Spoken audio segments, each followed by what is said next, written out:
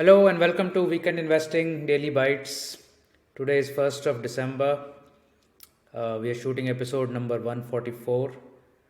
Today we're going to talk about index investing and some potential downside of index investing. There are every investment type or class has pros and cons, some benefits, some downsides. We're going to try and figure out what are the downsides and how to overcome that. But first, a look at the markets today. So, markets opened with a nice gap up after the US markets also recovered a bit last night from the heavy, negative futures position that the Indian market closed at yesterday afternoon. And there was talk about tapering and accelerated tapering by the Fed. A lot of people were fearing that the Indian markets may open gap down instead. However, the market surprised with a dead cat bounce, opened very sharply up in the first hour, and then gave up some of the gains during the day. Could not really build upon the first hour gains. So the first hour gains primarily was led by PSU banks, metals, some autos, real estate stocks, and pharmas took a beating on the back of reducing fear of the new variant of the COVID mutant. So essentially a day which was marked with some bounce, but still the overall trend has not turned yet. Market still remains in a downward trend, and today seemed like just a flash in the pan. Nifty, however, closed at plus 1.08%. Small caps and mid caps closed 0.25% to 0.5%. So it was all green. However, we have not been able to shake off the weakness so far, I think. In terms of weekend investing, small cases, several of our small cases, NNF 10, MI20, all cap, MI25, they were all up from 0.5% to 1%, and some of them were down. MIST, ATH, ATH2, MI30, they were down 0.25% to 0.5%. Not really a very remarkable day in terms of the weekend investing performance. The potential downside of index investing. So, index investing is a very good first investment for a new investor. So, somebody comes to the market and wants to try out the first instrument. I think that can easily be the index investing, because index investing funds or ETFs are low cost instruments, very low expense ratios, and the expectation of returns is also not volatile. However, that is not the case, but one is expecting to make maybe between 8 or 9% to maximum maybe like 12-13% CAGR over a longer period. So you are looking at just about double digit returns. At least that has been the experience in the last decade and a half. But a lot of people may feel that you can keep getting that, but there can be very frustrating periods where index investing can really test your patience. So just like this example I discussed yesterday of the Hang Seng Index, and just see that from mid of 2007, we are at the same place 14 years hence, 14 and a half years hence, and from the top of 2008 we are actually down by a good 30%. So somebody investing in 2008 near the peak is still down 30%, 20-30% after a period of 14 and a half years. So a lump sum index investing probably would be really a harakiri, coming in when the market is already high. A lump sum investing probably could have worked if somebody bought something in 2009, and then of course the overall gains have been there since then. but a lump sum investment somewhere in this region or this region over max 5 years, 14 years would have been really catastrophic. Nikkei index in Japan, again a classic example of how index investing can go bad, where 1985 to 1990 index went up 4 times, 5 times, and then for the next 3 decades it is trying to come back up. So a lifetime would have gotten lost in trying to make up from your late investment. If you did an early investment, maybe you would have got off with no returns, but a later investment, a more of a lump sum in nature investment, would have been catastrophic, and even a SIP investment here would have really tested a lot of patience since then. S&P 500 index in the US markets, you can see that it reached near 1500 levels in the year 2000. Then it dropped to 800, almost halved in the next 3 years. And then it rallied again, doubled in the next 4 or 5 years to reach 1500, and then it crashed again to 800.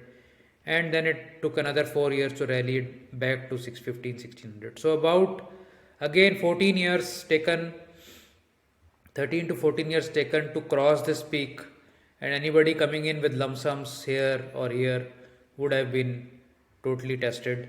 Of course, SIP investments done across the even the stagnant range may have yielded something once the range got broken.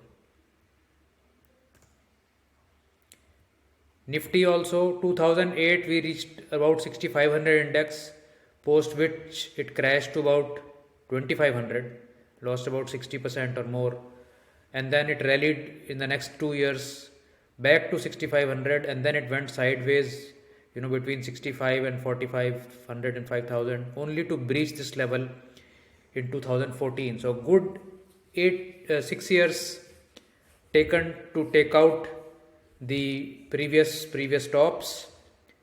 Of course, SIP investing through this downside, which would have been very tough actually mentally, to keep adding money when the principal is, when the index has lost 60%,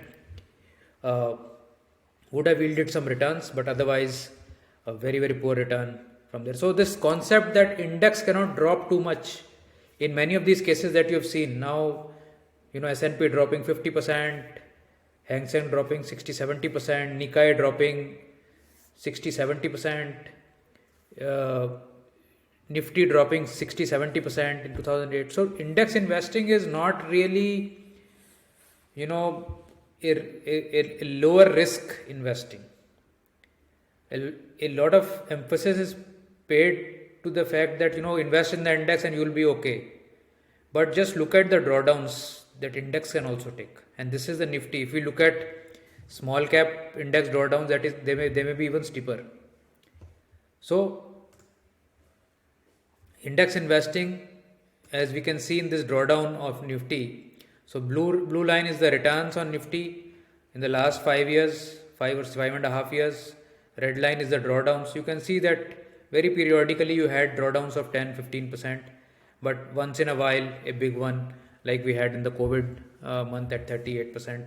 So again, the strategy is not to come in with lump sums on the index, but to have a long-term SIP program so that you can take benefits of these periodical drawdowns.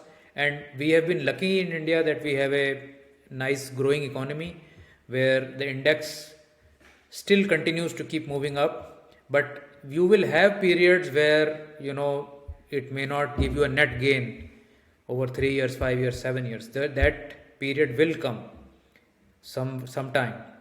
So you need to be accepting the fact that if you are doing only index investing, then you may get stuck in some range for a long period and you'll have to bear through that. What I've done now is I've compared index investing to some of the strategies that we run and see what are the benefits that you can derive. So first step, of course, you should do index investing, and once you are comfortable with that idea, your next step could be to invest in some strategies that can give you some better returns, better risk reward returns than the index. And once you graduate from that, you can go into direct investing, etc., on your own. Uh, so, for large and mid cap strategies, in the last almost 5 years and 9 months, this should have been, I think, 2021, April 16 to March 20. Okay, let's take it till March 20 only. So 4 years, you had Nifty Junior returns of 12% and drawdown of 42%. So just see the comparison of the returns to drawdowns. CNX 200, the top 200 companies, returns of 9.4%, drawdown of 38.2%. Whereas in products which subscribe to these indices, so LTCNX 200 is based on CNX 200 index, you got net returns of 47% with a drawdown of 21.8. So vastly improving over the index returns here. And NNF 10, which is based on Nifty Junior, again 53% returns with 22% drawdown, vastly improving the returns here. Similarly, in mid and small cap strategies, mid and small cap strategies in this 4-year period, and 4-year period now I recall we have taken because to show the worst case performance when the market was at its almost a half decade low in terms of when the COVID crash happened at end of March 2020.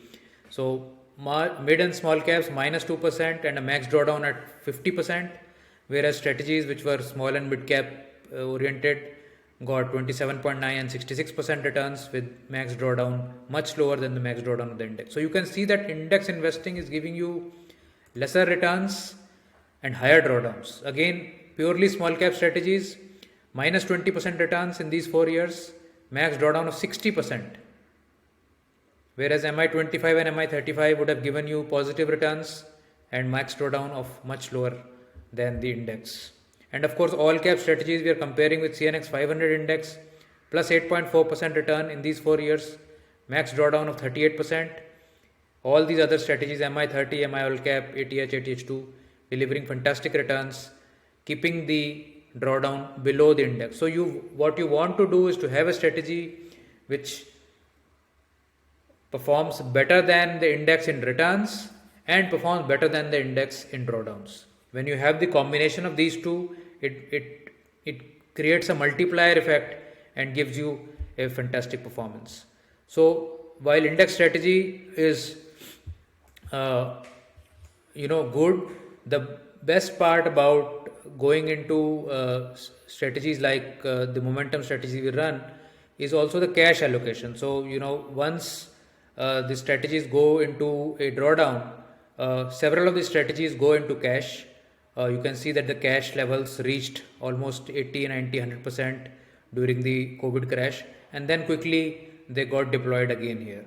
So this is the reason when the strategies are going lower in drawdown and able to come back up very quickly from those drawdowns. Even in strategies which are not going to cash, rotational strategies, there also the stocks move into defensive stocks, and while they do get hit more than these strategies, but the recovery there is also reasonably quick. So you must strategize that your first investing, once it is you've done some index investing, maybe some mutual funds also, then you can come to some specialized strategies and see if they provide you with better risk returns on your portfolio. And then of course once you graduate from there, you can go to direct investing on your own. So the idea of index investing only is something that is good to start with, but do keep in mind that index investing can become a test of patience in case we do get a very long periods of range bound index. So never go lump sum into index investing, always go very slowly, spread your money over several years and hope that the Indian economy keeps growing, the Indian market keeps growing, so that the index, which is sort of a which is sort of a momentum fund in itself, wherein the laggards keep getting removed and the runners keep getting added, keep pumping the index up, and in your portfolio can go up along with it. So this is all I had for today's episode. Thank you so much for watching, and I'll see you in another video. Bye.